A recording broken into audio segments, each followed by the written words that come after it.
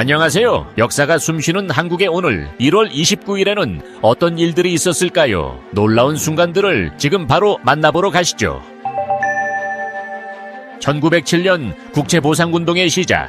국채보상운동은 1907년 1월 29일 대구의 광문사에서 서상돈 선생의 제안으로 시작된 민족적 자주권 회복 운동입니다. 당시 대한제국은 일본으로부터 1,300만 원의 국채를 빌려 경제적 예속이 우려되었고 이를 국민의 힘으로 갚아 국권을 지키고자 했습니다. 서상돈 선생은 담배를 끊고 그 비용을 모으자고 제안하였고 김광재 선생 등 많은 이들이 동참했습니다. 이 취지문은 대한매일신보 등을 통해 전국에 확산되었으며 대구를 시작으로 남녀노소가 참여한 거족적 모금운동이 전개되었습니다. 남성들은 금연, 여성들은 폐물 헌납으로 자금을 마련했으며 이러한 노력은 국내외로 퍼졌습니다. 하지만 일본 통감부의 방해와 내부 문제로 운동은 점차 쇠퇴하였고 큰 성과를 이루지 못했습니다.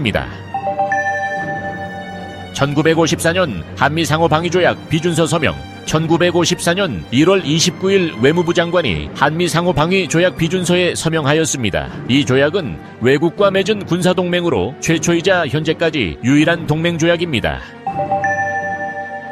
1963년 콜롬보 계획 한국 가입. 대한민국은 1962년 11월 15일 호주 시드니에서 열린 콜롬보 계획 자문위원회에서 정식 회원국으로 승인되었으며 이후 1963년 1월 29일 제18차 콜롬보 계획 기술협력 이사회에 회원국으로 가입하였습니다. 이를 통해 대한민국은 본격적인 기술 원조를 받기 시작하였으며 이는 당시 경제개발과 기술 진흥에 큰 도움이 되었습니다. 콜롬보 계획은 1950년 스리랑카의 수도 콜롬보에서 열린 영연방 외무장관 회의에서 제안되어 1951년부터 시행된 동남아시아 개발도상국에 대한 기술 및 경제 원조 계획입니다. 주요 활동으로는 저개발 지역에 대한 전문가 파견, 연구생 훈련, 설비 공여 등의 기술 원조를 제공하였으며 직접 당사국 정부가 쌍무적 협정을 통해 이를 수행하였습니다. 대한민국은 콜롬보 계획을 통해 미국, 영국, 일본, 캐나다, 뉴질랜드, 호주 등 6개국과 기술 협력을 추진하였으며 이를 통해 기술자 초빙, 기술자 파견, 기자의 도입 등의 형태로 기술 협력을 진행하였습니다. 1978년 말까지 대한민국이 이 계획을 통해 받은 수원액은 약 2,800만 달러에 달합니다.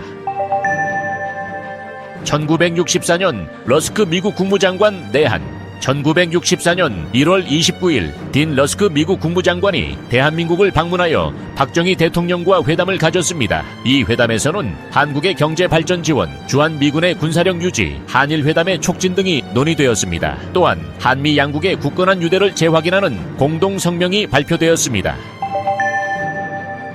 1989년 노동운동 단합 분쇄 결의대회. 1989년 1월 29일 전국 금속노련 산하 서울, 경기, 인천 노조 노동자 5천여 명이 노동운동 단합 분쇄 결의대회를 개최하였습니다. 노동자들은 노동운동 단합 분쇄 및 테러 만행 규탄, 전국 노동자 대회를 개최하여 노동운동에 대한 탄압과 테러 행위를 규탄하고 단결을 다졌습니다. 또한 1989년 4월 9일에는 부천에서 임금 인상 쟁취와 노동운동 탄압 규탄 대회를 열기 위해 약 1,500명의 노동자들이 부천역에 모여 가두행진을 시도하던 중 경찰과 충돌하는 사건이 발생하였습니다. 이러한 결의대회들은 당시 정부와 기업의 노동운동 탄압에 맞서 노동자들의 권리와 임금 인상을 요구하며 전국적으로 전개되었습니다.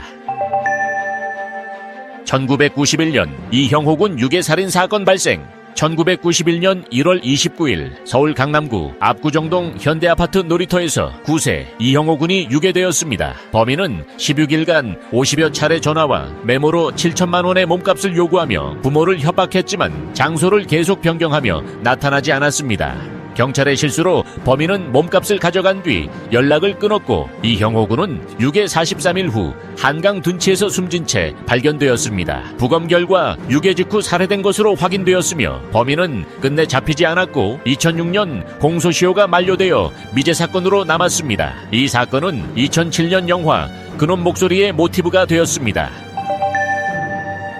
2006년 세계적인 비디오 아티스트 백남준 사망. 2006년 1월 29일 세계적인 비디오 아티스트 백남준 선생께서 미국 플로리다주 마이애미의 자택에서 74세의 나이로 별세하셨습니다. 백남준 선생은 1996년 뇌졸중으로 쓰러진 이후에도 예술에 대한 열정을 놓지 않았습니다.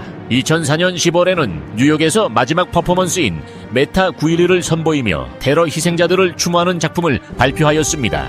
백남준 선생의 작품과 삶을 조명한 다큐멘터리 백남준, 다른 가장 오래된 텔레비전이다가 2023년에 공개되어 그의 예술 세계를 다시금 되새길 수 있는 기회를 제공하고 있습니다. 이날 있었던 간략한 사건, 사고 좀 더 보겠습니다.